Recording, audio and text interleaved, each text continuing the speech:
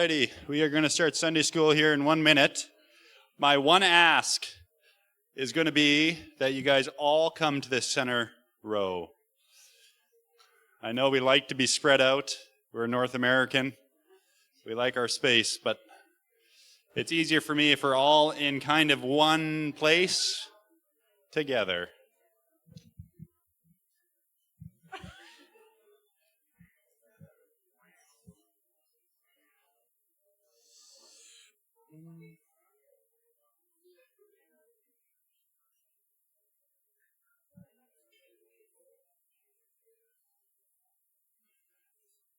Does anyone not have a handout who wants a handout?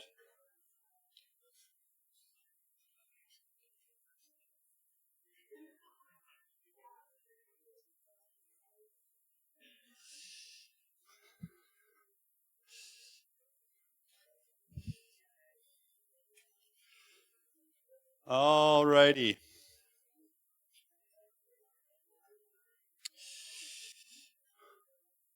Nice. Okay. Timothy Keller once said this. Are you ready? Jesus is one of the following: Lord, lunatic, liar, or legend. Only 4 possibilities, 1 truth. I'm hoping to address one of those today. I'm not going to address them all because we don't have that much time. We have 45 minutes. So I'm going to try to address this area of Jesus being a legend. So if I was to ask you, how confident are you that Jesus physically walked on this earth, how confident would you be? Pretty confident? Why? Why are you confident? The Bible. The 4 Gospels, maybe? Blind faith, Naomi says. Fantastic. So the Bible, probably the 4 Gospels, if I'm not taking jokes literally. But what's interesting about those Gospels is they were written by his followers, right? Does that not give you some pause at times? Has it ever given you pause where you think, these are 4 guys that followed him, potentially, and what they wrote about is pretty crazy, actually. Like, how many of you guys have ever seen someone walk on water? Raise your hands. With contraptions. Nice. Or how about, like, raise somebody from the dead? No? How about feed 5,000 men, women and children, with a few loaves and fish? Have you ever seen that? Have you any? Or somebody who's like, we're at a wedding party and says, we're out of wine here, let me give you 400 more gallons of wine. Have you ever seen that? Okay, so what you've just so these are things that you've never seen, and now you're reading a book, or a couple books, of this guy, his followers have written, with these crazy things in them, and you are taking them as historical fact. Why? Aren't they a little bit biased, maybe? They're his followers. What, maybe they exaggerate a little bit. Or maybe he didn't exist at all. Maybe these guys just came together and kind of made this up. Maybe this legend grew over time. Are these some of the things that you've ever wrestled with? A few people nod and say yes. Well, what I want to do today is not come in here and just say, I have all the answers to those questions, because there's a lot there. But what I want to do is actually try to address some of them and talk a little bit about the history or the historicity of Jesus. And we're specifically going to do that with this man called Josephus, who is the earliest writer we have who talks about Jesus who is not a Christian. So this is somebody who's not a Christian. He's not in the Bible per se, right? He's not a Christian, but he writes about Jesus, and I want to actually talk about him, who he was, where he grew up, what he wrote about, and kind of what that may indicate for us as Christians. Now, I did just dump a bunch of if you haven't thought about it before and you're like, oh no, are the Gospels actually historically relevant, or can we actually trust them? Absolutely. There's a lot there, and this is not about what this lesson is about. But if you actually go back to last year, if I'm remembering correctly, Jordan did a whole session on our church history book about the validity of the New Testament, specifically the Gospels. So if you want to go online and see what he talked about in relation to those Gospels, we do have that online. So that aside, we have reasons to believe that the Gospels are historically trustworthy. But I am coming at this kind of from the assumption of somebody who's not a Christian, somebody who is like, I don't trust those Gospels. Is there any other reason why we should believe Jesus actually walked this earth? Does that make sense? Fantastic. So, your handout. We're going to start with a little bit of a history lesson on who was Josephus. So, Josephus was a Jewish priest, scholar, and historian who died in Rome about 100 AD. He was born in 38 AD in Jerusalem. So, my Bible nerds, when did Jesus die? Anybody know? 33 AD. 33 AD. So, how many years from when Jesus died to when Josephus was born? Some math here. Some math nerds, come on. 4 to 5 years. That's actually pretty close. If you think of history, if you ever look into history books and kind of the progression of people writing about different characters, that's actually pretty short. So he was born into an influential and priestly family. When he grew up, he actually became a Pharisee.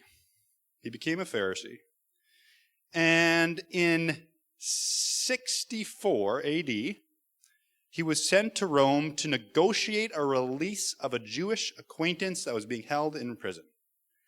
And so it was during this time that it is said that he kind of started to have appreciation for the Roman culture. In 66 AD, the Jewish revolt against Rome began.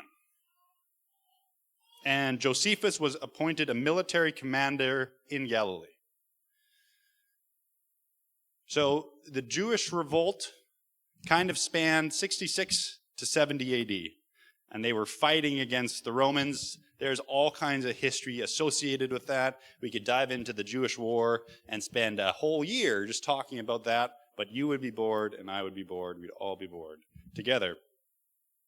The nuts and the bolts of it are that Josephus was appointed a commander in Galilee. He tried to fortify a lot of towns in that area. And then in the spring of 67 AD, Vespasian, which was a Roman commander with this big, massive army, came rolling through town and absolutely destroyed the resistance. After the fall of the cities, Josephus and about 40 other die-hard Jewish rebels went into a cave to hide because Vespasian came rolling through, and they really had no hope. So what they decided to do was they decided they needed to commit suicide, but because they were Jewish, they couldn't do it to themselves, so they had to try to get each other to kill each other, if that makes sense. And so they pulled straws to see who would go first. And kind of the legend goes that Josephus actually worked it out specifically that he would be towards the end, which I'm not sure if you'd want to be towards the end of this type of thing. But he got towards the end where it was just him and one other person, and he convinced that other person that they should surrender to Rome. So he actually got them to surrender to Rome, and he was taken captive, and he was brought before Vespasian in chains, And it was at this point that Josephus prophesies that Vespasian will become the emperor of Rome. And you can say, did he actually prophesy, or was this a ploy? Who knows? But likely this saved his life, and he was a prisoner under the Romans for a number of years. And during the siege of Jerusalem in 70 AD, he was kind of tasked with being the interpreter, the negotiator between the Romans and the Jews in Jerusalem. If you know how that goes, it did not go very well for the Jewish people. And Jerusalem got absolutely destroyed. The temple, the second temple, got absolutely wiped out. Not one stone was left upon the other, is how it goes. And yeah, that's just kind of what happened. During this time, there's a little bit of an uproar in Rome itself, and Vespasian actually does get crowned as the emperor of Rome, and so Josephus' prophecy comes true. And so because Josephus' prophecy comes true, he actually kind of gets released and becomes a Roman citizen. And so he continues to live his life, and he lives out the rest of his life in Rome. And while in Rome, he writes kind of two main books that we know him for, and it's the History of the Jewish War, and it is the Antiquities of the Jews. So the Antiquities of the Jews is essentially a summary of the history of the Jewish people. I don't know, has anybody ever read the Antiquities of the Jews or any parts of it? It's kind of interesting. It's like a commentary on the Bible, almost, like a summary view of the Bible. I read different sections of it, and it's kind of like you go through Genesis, and he's kind of, in fewer words, writing about Genesis and what happened. And so he does that a lot. In this Antiquities, he talks about Pontius Pilate, he talks about Annas the high priest, Herod Agrippa, and John the Baptist. And he talks about Jesus, which is very interesting. And so what we're going to do is we are going to dive into what Josephus talks about in regards to Jesus. But before I do that, is there any questions or clarifications I can make on this very brief overview of who Josephus was and where he lived in history? Was that pretty clear? Was it an awesome story?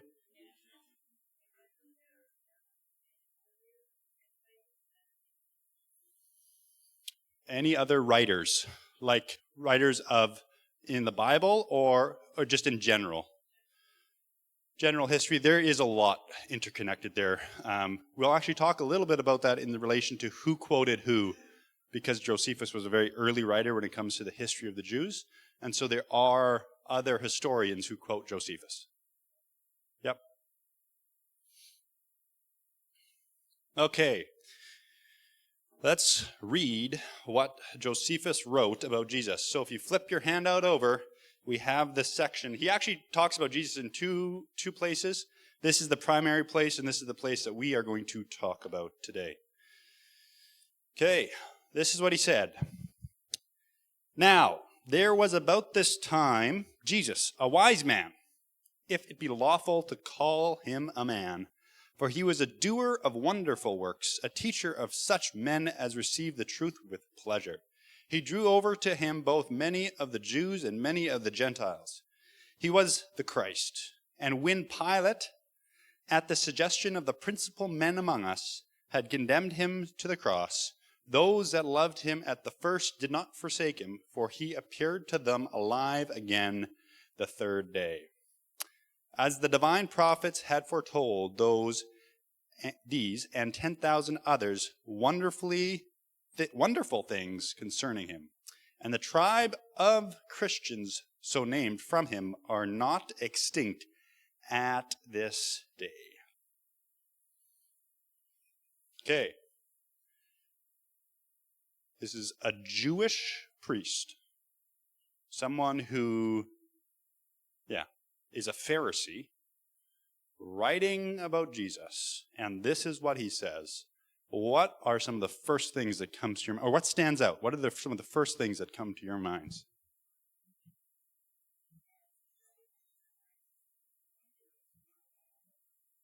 For a Pharisee to say he was the Christ. That's wild. That is. Yeah, go.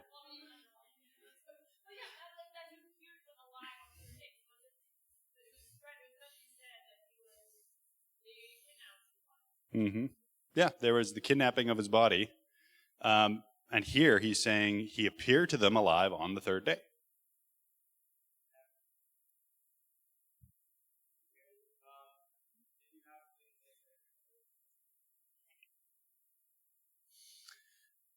What else?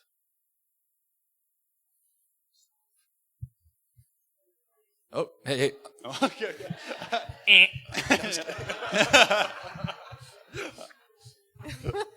He obviously didn't believe that the disciples had stolen Jesus. Like, that's what the Pharisees had said.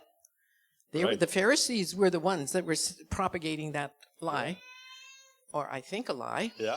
And he obviously did not believe it. Because he said. He said, yep.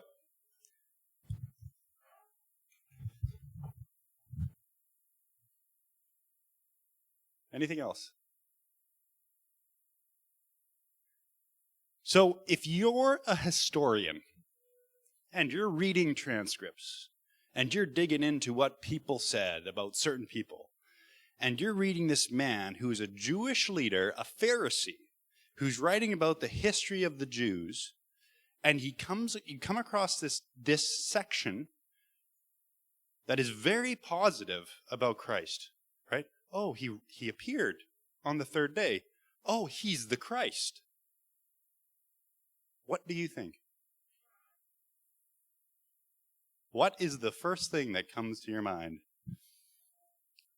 What was the consequence of this? Because he's a Pharisee and he's saying this stuff. What's the consequence? Yeah, that's fair. Is he a Christian? Is he a Christian? We have evidence, he in all his writings, he's actually not a Christian at all. He's a Jewish Pharisee. So just this is the thing. If you're a historian, what would you think?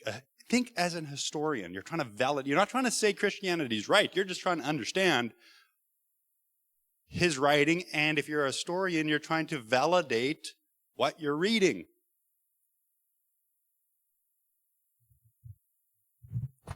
Could this be true? Boom. Could this be true? Is this actually Josephus? Because you're dealing with a bunch of transcripts that range from all over the place, translations, and the only original one that we have in the Greek was written around 1000 AD. We have older ones, but they're translations. And here we have a Jewish leader who's talking about Jesus in a it's seeming like, very positive sense. So the question is this actually Josephus? That's the question, right? Because if it is Josephus, and he is talking about Jesus, well, it's pretty good evidence that Jesus is around, right? Talking about the history of the Jews. If it's not Josephus, then we just throw out this whole thing, because it's like some Christian added it in later, added this kind of comma to Josephus' work, and see, voila! So the question we have to ask ourselves, was this Josephus? Does that make sense? So, I am going to talk about this academic book that was released in the last year by a man called T.C. Schmidt. He's a professor, theologian, PhD. He did extensive work on this section of Josephus in relation to its validity.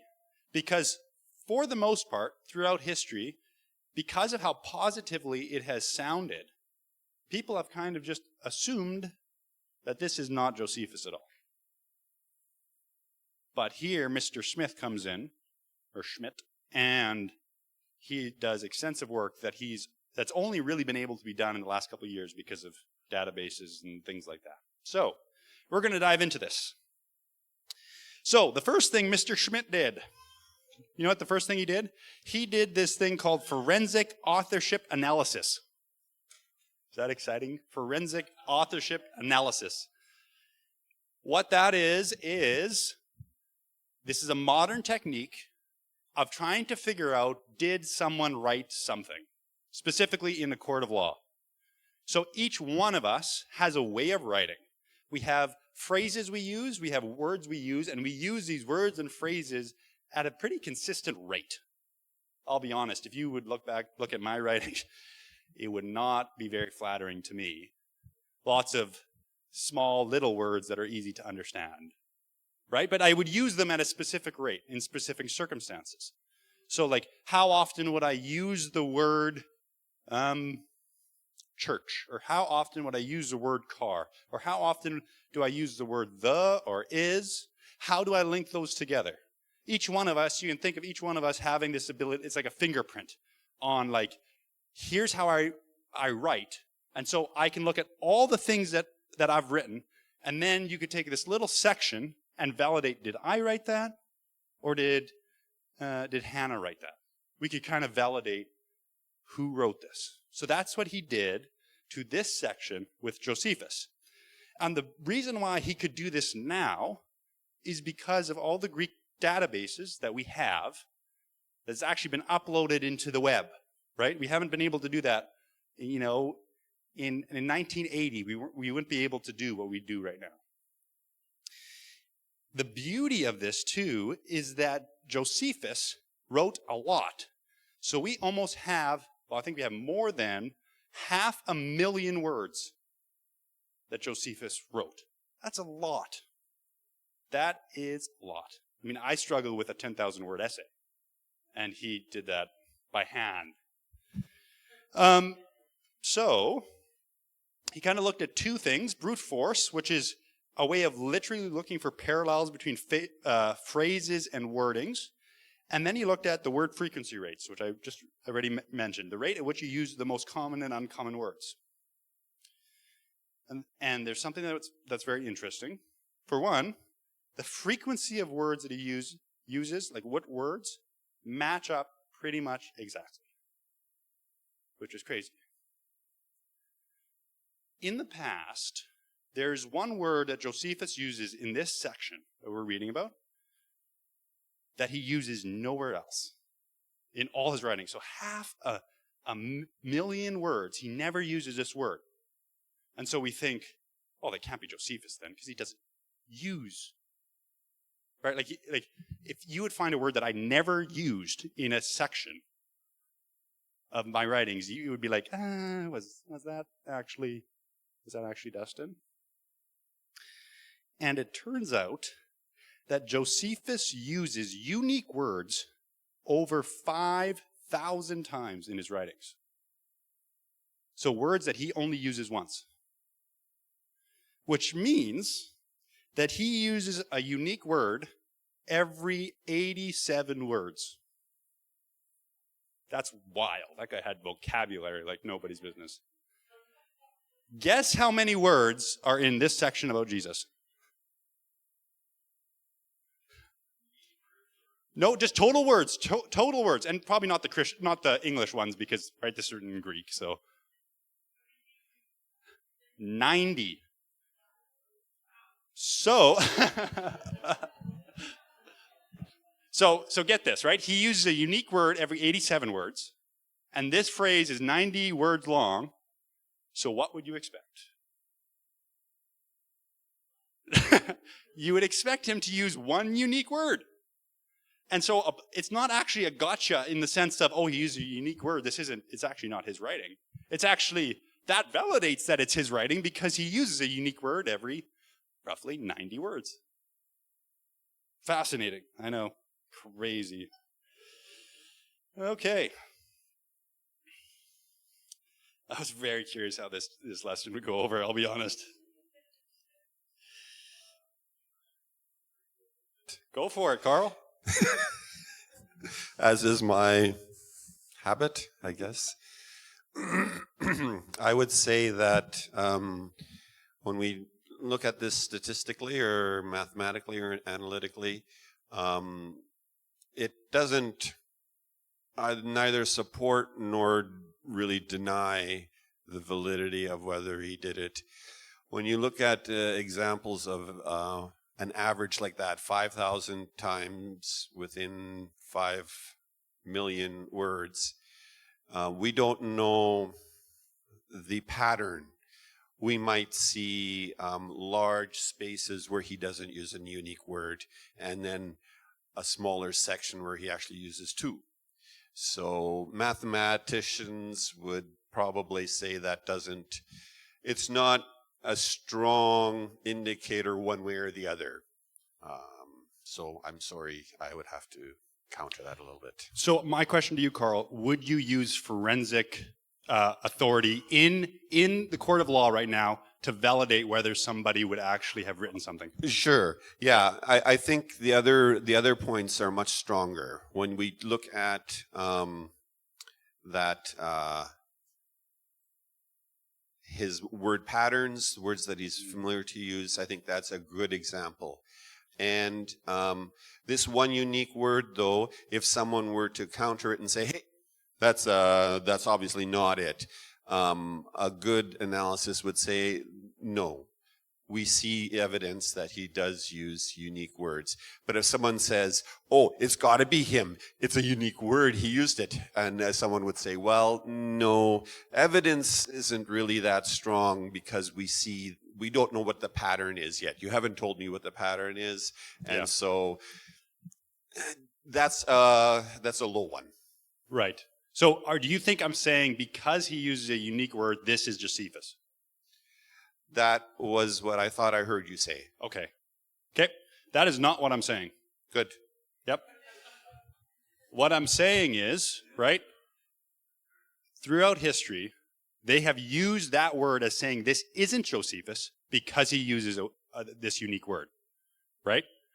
And counter to that is, no, actually, this shows that it very likely is Josephus because he does it. Does that in itself prove that this is Josephus? No. Right? That's why we're going to go to more evidence. That's why he does forensic analysis. Right? But so often it's used as that's the reason why this isn't Josephus, because he uses a unique word. And the evidence actually shows it's quite the opposite. If anything, it validates. But it doesn't take away. Worst case scenario, it just doesn't validate anything. It definitely could be. And if you want, Carl, this book that I'm referencing, this academic book, because of a very generous donor, you can actually get it for free. And you could read the whole thing. And you can read how he does the analysis. You can read all the statistics you want. Okay. Now let's talk a little bit about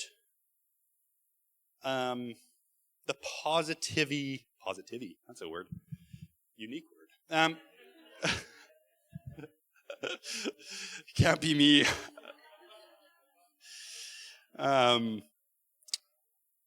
How this seems to be positive in relation to Josephus, because okay, we've looked at it statistically. We've shown that kind of word phrases analysis, that shows that it actually matches up exactly with Josephus' writing. We show that, just because it has a unique word actually doesn't disprove it. It actually works right alongside that this is Josephus.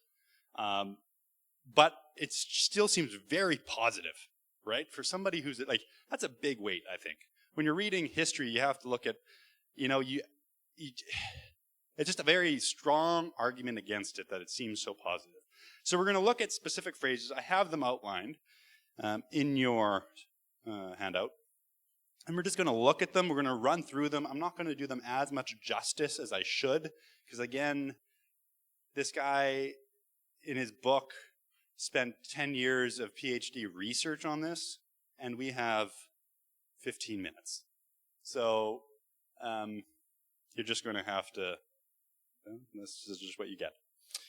So let's look at that phrase, if indeed one ought to call him a man, or if it be lawful to call him a man. Because I think when we read that as Christians, we read that in the sense of, oh, he's talking about Christ's divinity, right? You know, Christ is not a man, right? He's man and God, you know, if it's lawful to call him a man. And we just kind of assume as a Christian that this is like him talking positively about it.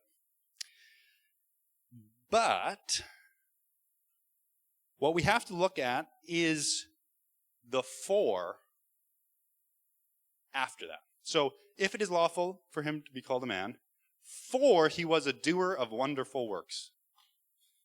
So he's kind of, Josephus is like, if it's lawful to call a man because of the works that he did. And again, as a Christian, you're like, well, he did wonderful works. He proved that he's God. So again, this is all very positive.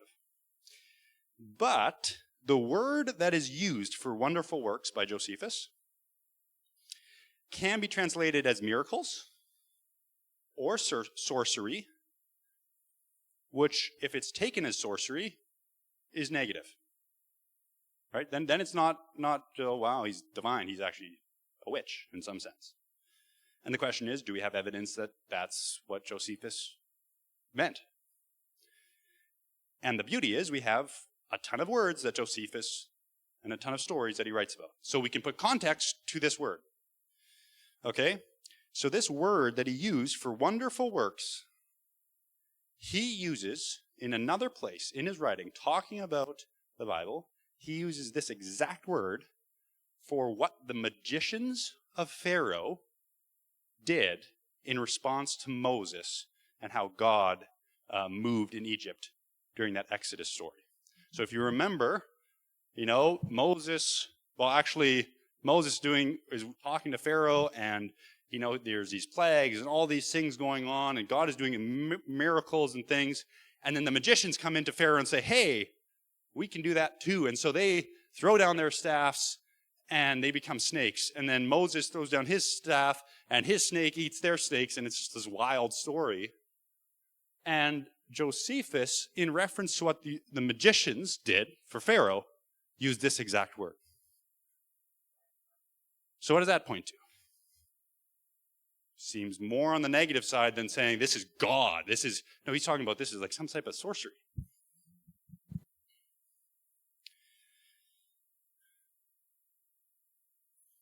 Okay, so that's one point on this. So it seems to be sorcery. So there seems to be this negativity to it. The question that comes up as well for historians is, if this is taken as a positive view of Christ, why don't other writers during this time reference Josephus? Because they don't really. Not this passage. And so they think, oh, well, that must mean it wasn't there. Well, Origen of Alexandria has a bunch of writings, and he is a little bit after Josephus, 185, and he was writing against these people that were accusing Christians of doing sorcery. And he quotes Josephus in this letter, or this response to these people accusing Christians of sorcery. But he doesn't quote this passage. Why not? Why would he quote a passage that talks about Jesus as being a sorcerer if he's trying to prove that Christians are not a sorcerer? Little confusing, maybe. But if we take this as a negative, it makes a lot more sense why Christians would not write about it or incorporate or quote it. Why would you quote somebody who's actually dissing your religion? That's the question. Okay, moving on. He was the Christ. So here, it's pretty challenging. He was the Christ. So what do we do with this? If we look at the Greek at around 1000 AD, that's what it says. He was the Christ. But what's interesting is we have some translations from 300 AD from this guy named Jerome, who translated the Bible from whatever. I'm talking about all these old men, and I'm just thinking of our church history last year, and I'm just waiting for you guys to know these names, and I just know you don't. But Jerome, who translated the Bible from Greek to Latin, he translated the works of Jerome. And what he wrote here is, he was believed to be the Christ.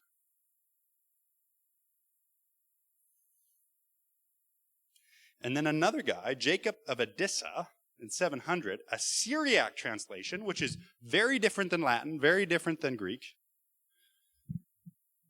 wrote that he thought he was the Christ. And so it seems to be, when you look at these translations, that there is not so much a justification that he is the Christ, but that they thought he was the Christ. Which again lines up with this view of, oh, Christ did works from sorcery. They thought he was the Christ. Now, here's one other interesting thing, and I'm curious how you guys would respond. Would you say Jesus was the Christ? Or would you say Jesus is the Christ? What would you say? Is the Christ. Why?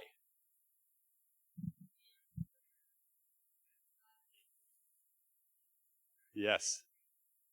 Because as a Christian, we believe that he's still alive. We believe that he died, yes, but he rose again. So it's not that he was the Christ. He is the Christ. He still is. He's the anointed one.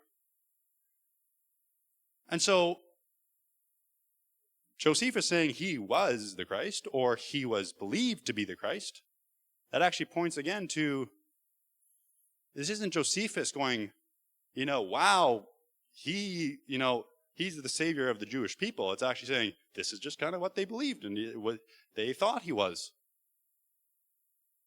the Christ. Alrighty.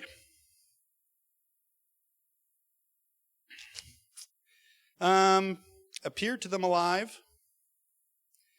Again,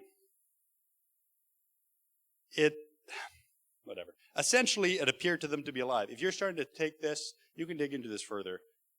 Again, you can take that as seemed to be alive.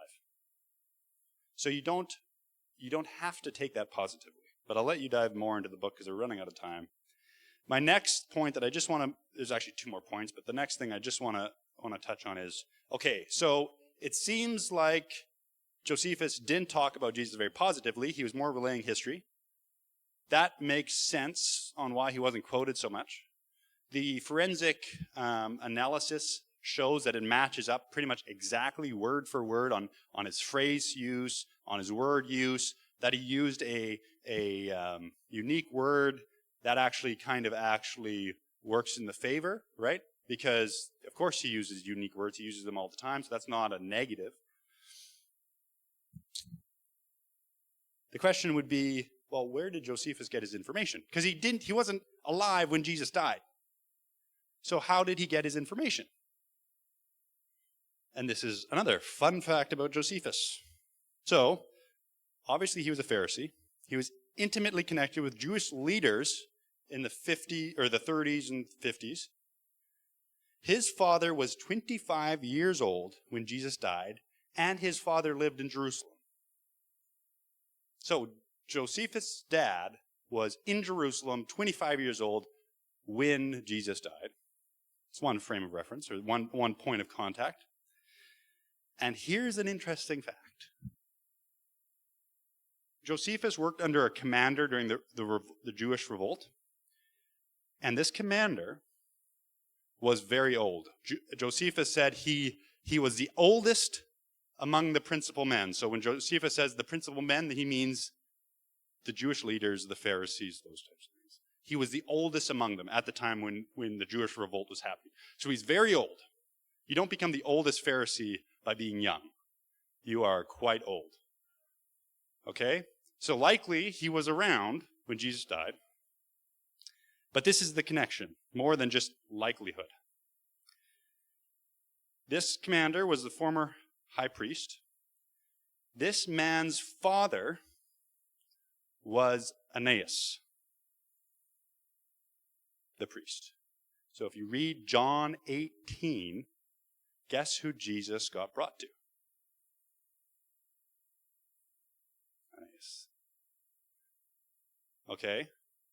And then he got brought to who in John 18? Caiaphas, who was Josephus' commander's brother-in-law. And so Josephus worked with a guy who was the brother-in-law and had the father of the priests who Jesus got brought to during his accusation. That's wild, I think.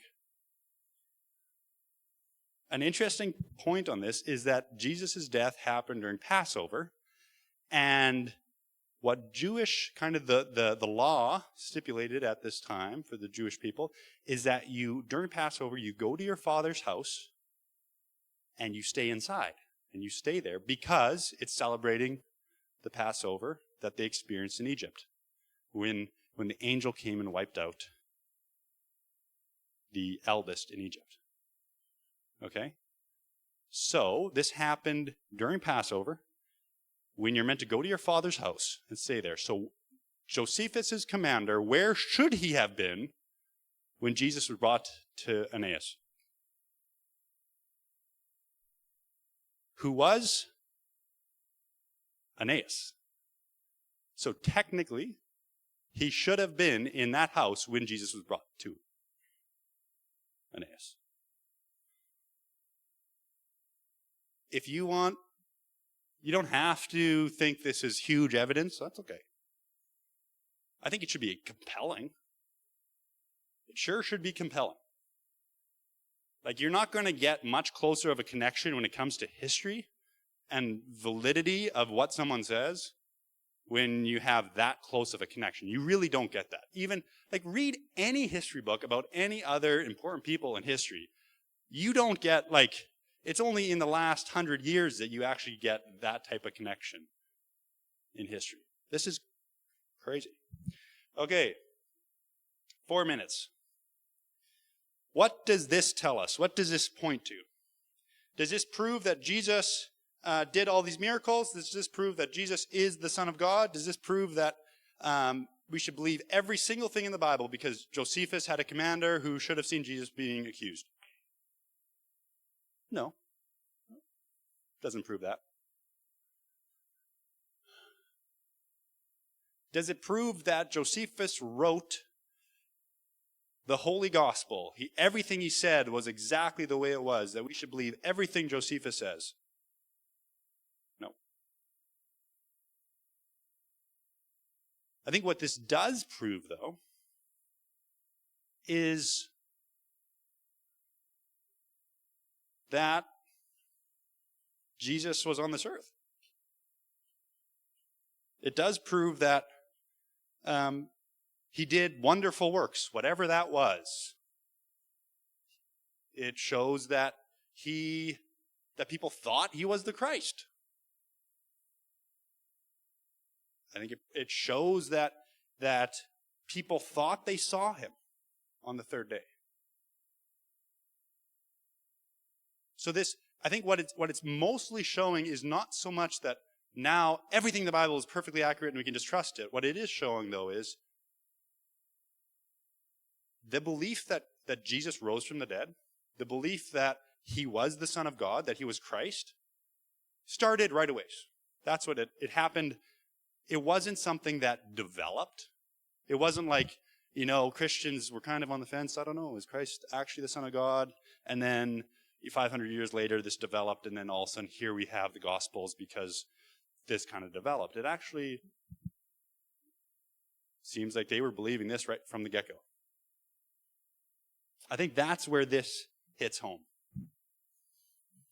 And that's the landing pad I want to end on. We have 1 minute. I'm sure Carl has some questions or statements. Anything I can try to clarify or interact on. If you want a link to the book, or you could just Google, I think it's Josephus and Jesus, something like that. You Google that and T.C. Schmidt, and you can actually get a PDF copy of his book, and he'll run down this in way, way, way more detail. Thoughts, questions, concerns? A lot to chew on. Okay, I'll pray and then you're dismissed. Heavenly Father, I thank you that you are real, that you are present in our lives. I thank you that you did not leave us to blind faith. You did not leave us to just go off a feeling, but you left us evidence of who you are. You left us evidence to show that what we believe is not just hearsay, but actually there's truth and validity in it. Thank you for that. And I just pray that you grow us in our faith this week. Amen.